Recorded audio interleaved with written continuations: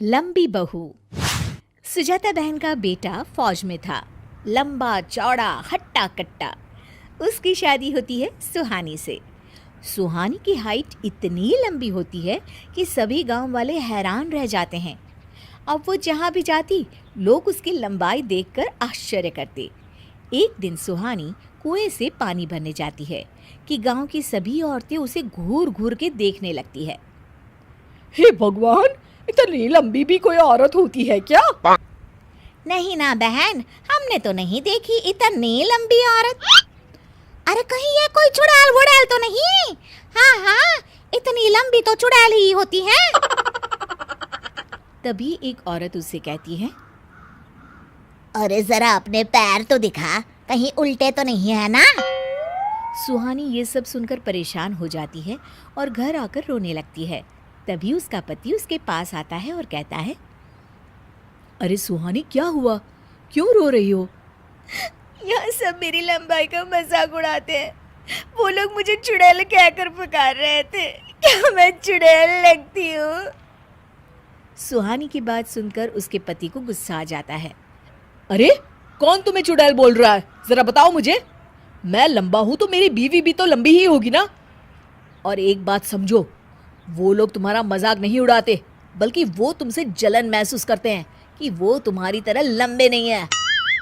सुहानी को समझाकर उसका पति चला जाता है। सुहानी भी थोड़े वक्त के लिए ठीक हो जाती है, लेकिन वो कहीं भी आने जाने से परहेज करने लगती है। एक दिन उसकी सास उसे कहती है, अरे सुहानी बेटा, जरा तैयार हो जा, आज काली के घर कीर्तन है ना, सभी को बुलाया है, खाना भी वहीं खाना है। नहीं माँ जी, मैं नहीं आऊँगी, मेरी तबीयत ठीक नहीं है, आप चली जाइए। सास सुहानी की बात सुनकर अकेले ही चली जाती है। एक दिन फिर सास सुहानी से कहती है, अरे सुहानी, आज घर में पूजा रख लेती हूँ, तेरे आने के बाद गांव वालों से अच्छे से तुझे मिलवाया भी नहीं। कुछ खाने को ज़्यादा सा बना लेना, गांव की औरतों को प्रसाद बांट देंगे। सास के मुंह से ये बात सुनकर सुहानी परेशान हो जाती है। करती भी तो क्या करती। फिर वो खाने में ढेर सारी पंजीरी और फल काटकर प्रसाद बना लेती है। गांव की कई औरतें सुजाता के बुलावे पर घर आ जाती है, लेकिन जैसे ही सुहानी उन लोगों के सामने आती है, वो लोग उसे देखकर हंसने लगते हैं। अरे सुजाता बहन, ये क्या बहू है या ताड़ का पेड़? इतनी लंबी, ये साड़ी कैसे पहन लेती है? तुम्हारे नाप की साड़ी आती है क्या? भाई, इतनी भी लंबाई किस काम की है? सभी सुहानी का मजाक उड़ाने लगते हैं, जिससे वो निराश होकर अपने कमरे में चली जाती है। उसके जाने के बाद सारे गांव की औरतें निकलने लगती है। तभी गांव की बूढ़ी मौसी सुजाता को कहती है, देख सुजाता, पूरे गांव में किसी की इतनी लंबी बहू नहीं। अरे फायदा भी क्या इतनी लंबी लड़की का। वो कहते हैं ना कि बड़ा हुआ तो क्या हुआ, जैसे पेड़ खजूर, पक्षी को छाया नहीं, फल लागे अति दूर। सुजाता सबकी बात सुनती है और उनके जाने के बाद सुहानी को पास बुलाती है। सुहानी बहू, मैं आज समझ गई कि तू कहीं भी जाने से क्यों कतराती थी, लेकिन परेशान न हो बेटा। अब मेरा बेटा लंबा है तो मैं भी चाहती थी कि मेरी बहू लंबी हो। तू घर के काम मन लगा कर कर और ना लोगों की बातों को दिल पर मत ले, ठीक है बेटा? एक दिन गांव में हाहाकार मच जाता है।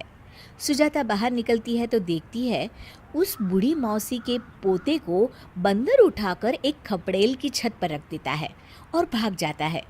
बेचारा बच्चा एक ऐसी जगह अटका होता है जहां लोगों का हाथ भी नहीं पहुंच पा रहा है। बूढ़ी मौसी बच्चे को नीचे से देखकर रो रही होती है कि तभी वहां सुजाता अपनी लंबी बहू सुहानी के साथ आ जाती है। अरे मौसी, घबराओ मत, मैं अभी बच्चे को नीचे उतार देती हूँ। ये कहकर सुहानी बच्चे को लंबे हाथ कर छत से नीचे उतार देती है। वो मौसी की गोद में बच्चा देती है। अब मौसी बोले भी तो क्या बोले।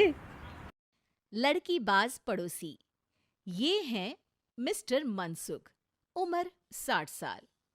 वैसे तो इनकी उम्र है राम नाम जपने की, पर मनसुख दिन रात अलग अलग लड़कियों का नाम जपते रहते हैं। अरे लड़की, सुन तो, तेरा नंबर क्या है? अंकल, अभी तो आपका नंबर है, अर्थी बुक कर लो अपने लिए। अरे अभी तो मैं जवान हूँ लड़की, सफेद बालों पे मत जा। मनसुख राम को लड़कियां छेड़ने की गलत आदत थी। पत्नी बहुत पहले गुजर गई थी, जिसके बाद मनसुख खुले बैल की तरह हो गए। जहां दिखी नारी वहां लाइन मारी। मनसुख राम के पड़ोसी सोनी जी के यहाँ नई बहू आई। नाम था कल्याणी। अरे वाह बेटा कल्याणी, तेरे आते ही घर में खुशी खुशी हो गई है बेटा।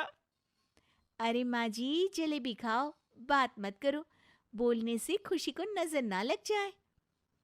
जैसे मोहल्ले की हर लड़की पे मनसुख की नजर थी, वो कल्याणी को भी बुरी नजर से देखता है। एक दिन कल्याणी छत पे मिर्ची सुखाने जाती है। दूसरे छत पे खड़ा मनसुख गाना गाने लगता है। उफ उफ मिर्ची, हाय हाय मिर्ची, देखे तो तुझे लग जाए मिर्ची। कल्याणी को लगता है कि यूं ही गा रहे हैं, शौकिया तौर पर ये तो होता ही रहता है। एक दिन कल्याणी आंगन में पौधों को पानी दे रही होती है। फूल हूँ गुलाब का, चमेली का न समझना, आशिक हूँ मैं आपका, सहेली का न समझना। कल्याणी को ये बात बहुत अजीब लगती है, क्योंकि शायरी बोलते वक्त मनसुख उसी की तरफ देख रहा था। वो अंदर जाती है और अपनी सास को कहती है, ये जो हमारे पड़ोसी हैं। अरे दूर रहना उससे। हाँ, दूरी रहूंगी, पर ये थोड़े अजीब नहीं है? अरे अजीब, आवारा, ठरकी, पता नहीं क्या क्या आदमी है वो। हर लड़की पर नजर डालता है वो। उसकी उम्र की वजह से कोई उसे कहता नहीं। बाकी उसे आसपास रखना भी नहीं चाहिए। अरे पर ऐसे थोड़ी ना चलेगा, FIR करवा देनी चाहिए। हवालात में हवा और लात खाएंगी तो समझ जाएंगे। अरे यही तो दिक्कत है ना समाज की। जिसके साथ दिक्कत होती है उसको भी समाज गुनहगार समझता है। लड़की अगर बोल दे कि फलाने ने मुझे छेड़ा है, तो कुछ लोग तो ये कहने लगते हैं कि लड़की की भी रजामंदी होगी ही। ये तो है, पर कुछ तो करना ही पड़ेगा। नहीं बेटा, कुछ मत कर। जबरदस्ती हम किसी से लड़ेंगे नहीं। हमारा परिवार इज्जतदार परिवार है। कीचड़ में जाएंगे तो हम भी तो गंदे हो जाएंगे ना। लेकिन सासू माँ, कीचड़ में जाए बिना गंदगी कैसे साफ होगी? अरे बेटा, मैं तो यही कहूंगी कि तू नई बहू है, अपना रुतबा बना बाकी औरतों में। अपनी समझदारी से, अपने काम से इन चक्करों में मत पड़ बेटा। बहू सास की बात ना चाहते हुए भी मान लेती है। और कई ऐसे मौके आते हैं जब मनसुख बहू पर उल्टे कमेंट्स करता है। जैसे एक दिन जब बहू छत पर सफाई कर रही होती है, तो मनसुख छत पे आकर गाना गाने लगता है। तेरा ध्यान किधर है, तेरा हीरो इधर है, तेरा हीरो इधर है। मेरा ध्यान तो आपकी हरकतों पे ही है, थोड़ा आप भी ध्यान दो कि क्या कर रहे हो आप। अरे बहू तीखी हो और मुझे मिर्ची पसंद भी है। अरे वाह। बुढ़ाओ कहीं के। बहू वापस अपने कमरे में नीचे चली जाती है। वो किसी को बताती नहीं है कि आज मनसुख ने उसे क्या कहा, ताकि घर में टेंशन ना हो। एक दिन बहू घर के बाहर रोड पर ठेले वाले से सब्जी खरीदने जाती है। भैया, प्याज के भाव कम करो ना, बिना प्याज काटे ही रुला दोगे वरना। तभी बहू की नजर मनसुख पर पड़ती है, जो वहां से गुजर रही एक लड़की को देखकर कहता है, शीशी भरी गुलाब की पत्थर पे फोड़ दूं, तेरे लिए तो जाने मन जीना भी छोड़ दूं। लड़की सहम जाती है।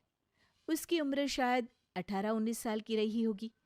बहू ने जब ये देखा कि मनसुख ने इतनी छोटी उम्र की लड़की को तंग किया है, तो वो घर में जाके अपने पति से कहती है, तुम्हारा पड़ोसी मनसुख, अरे बहुत नीच आदमी है।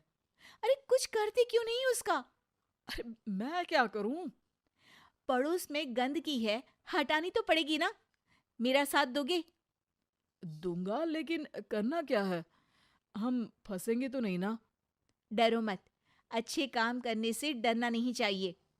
उस दिन कल्याणी अच्छे से तैयार होती है और मनसुख के घर जाती है। अरे वाह, आज तो घर में चांद उतर आया है।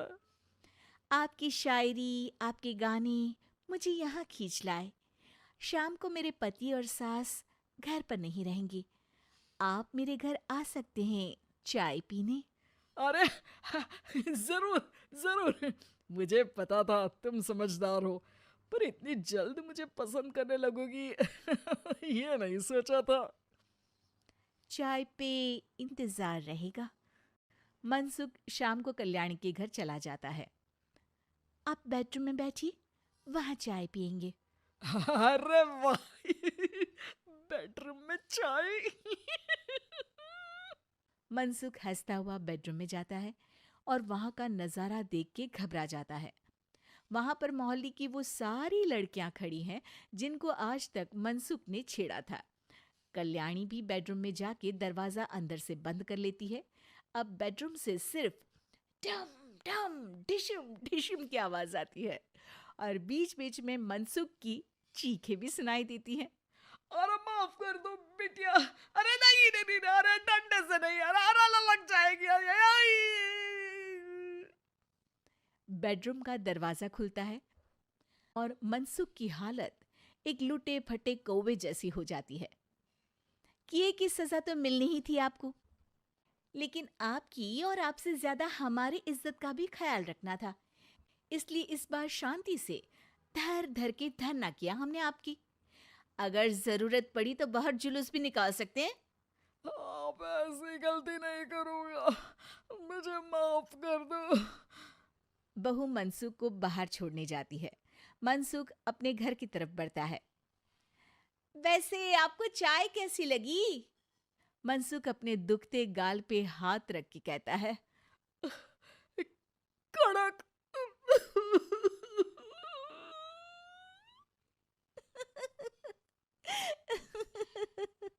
दोस्तों, हमें उम्मीद है कि आपको हमारी ये कहानी पसंद आई होगी। कृपया हमारे चैनल को सब्सक्राइब करें और सभी अपडेट्स के लिए बेल आइकन जरूर दबाएं। और हाँ, वीडियो लाइक और शेयर करना मत भूलिएगा। Bye bye.